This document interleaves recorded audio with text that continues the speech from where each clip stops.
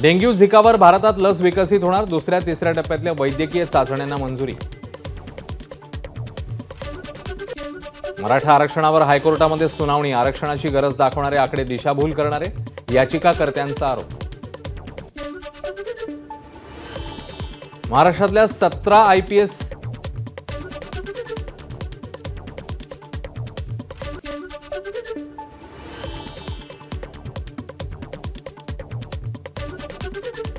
परभणीच्या पाथरीत राष्ट्रवादीचे माजी आमदार बाबाजानी दुराणींसह एकावर गुन्हा दाखल, सामाजिक कार्यकर्त्याला आत्महत्येस प्रवृत्त केल्याचा बाबाजानी दुराणींवर आरोप।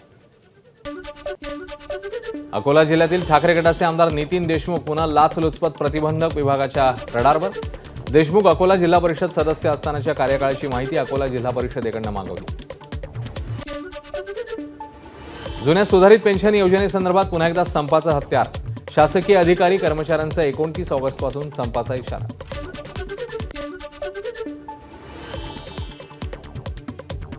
मंत्रालय आणि मुंबई महापालिकेच्या इमारतीला तिरंग्याचं स्वरूप, स्वातंत्र्य दिनासाठी दोन्ही इमारतींची सजावट।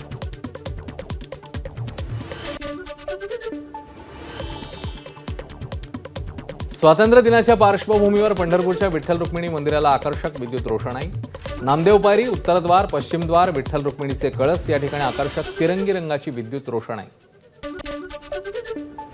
स्वातंत्र्य दिनानिमित्ताने उजनी धरणालाही तिरंगी सजावट, उजनी धरणात सध्या 100% पाणीसाठा।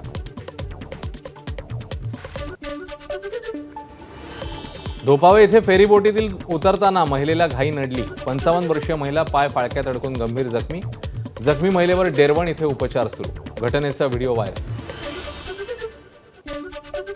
ज्येष्ठ गायिका अनुराधा पौडवाल यांना यावर्षीचा गानसम्राज्ञी लता मंगेशकर पुरस्कार जाहीर। महाराष्ट्र शासनाच्या सांस्कृतिक कार्य विभागाने जीवन गौरव पुरस्कारासह 12 राज्य सांस्कृतिक पुरस्कारांची केली घोषणा। एबीपी माझा, उघडा डोळे बघा नीट।